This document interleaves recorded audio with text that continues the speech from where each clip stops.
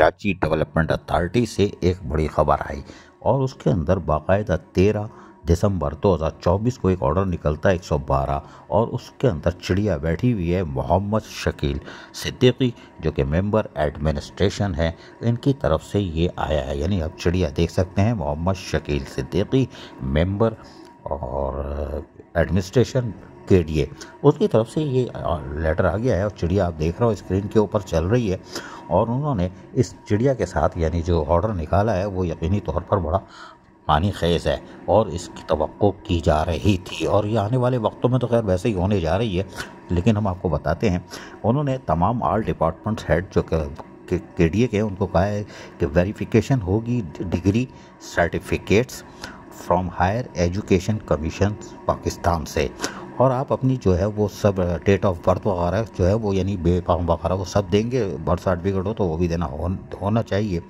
लेकिन उसके लिए उन्होंने कहा है कि ग्रेड 16 से ऊपर वाले जो है वो सबमिट करें और तमाम HODs को करें, इसके मामले को देखें और 7 दिन के अंदर जो है पॉजिटिवली, यानी वो भी कह दिया वरना एक्शन होगा, यानी एक्शन भी होगा। शाबाश है भाई। और कहा है कि ये सारे आप जो कागजात वेरिफिकेशन के लिए जमा करा दें डिपार्टमेंट में KDA के, और उसमें service regulation 1973 amendment time to time के साथ दिया है। It is there for request kindly make it needful at your. चलो ये भी है चिड़िया, वो तो आखिर में जैसे वो क्रांति बल्दियोज़मा कराची बेवा में साइन करते हैं उसी तरह कर दिया इन्होंने, एक लाइन डालते हैं वो डाल दी है।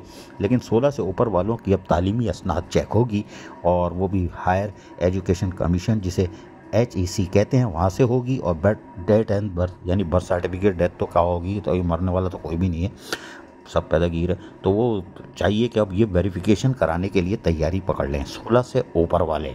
लेकिन हम ये कह रहे हैं कि चलो बहुत अच्छा KDA कर रहा है, लेकिन वज़ीर बल्दियात को चाहिए भाई ज़रा अपनी तरफ से भी आओ, अपने महकमे भी आओ।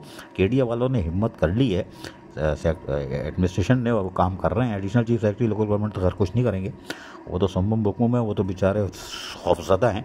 लेकिन बल्दिया-उज़्मा कराची और बेवा में अगर ये काम हो जाता है तो तालीमी असनाद के ऊपर तो ये 18-19 वाले वो जो सस्पेंड हुआ है अभी हटाया और सस्पेंड करते रहे होता रहता है, वो बड़ा पैदागीर है। और इस तरह और भी बदउनवान अफसरान हैं, ATM मशीन है, वो सब फंसेंगे। इसलिए कि AG सिंध तनख्वाह इसीलिए नहीं ले रहा कि ऑनलाइन नहीं कर रहा कि आपके जो लोग हैं वो जाली भर्ती हैं या जाली तालीमी असनाद लेके बैठे हुए हैं।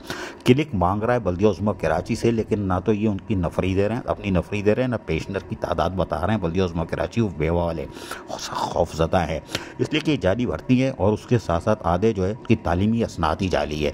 जो आज अरबपति खरबपति बने घूम रहे हैं, बिल्डर बने घूम रहे हैं, ये सब तालीमी असनाद भी जाली है, भर्ती है, करप्शन का गढ़ है।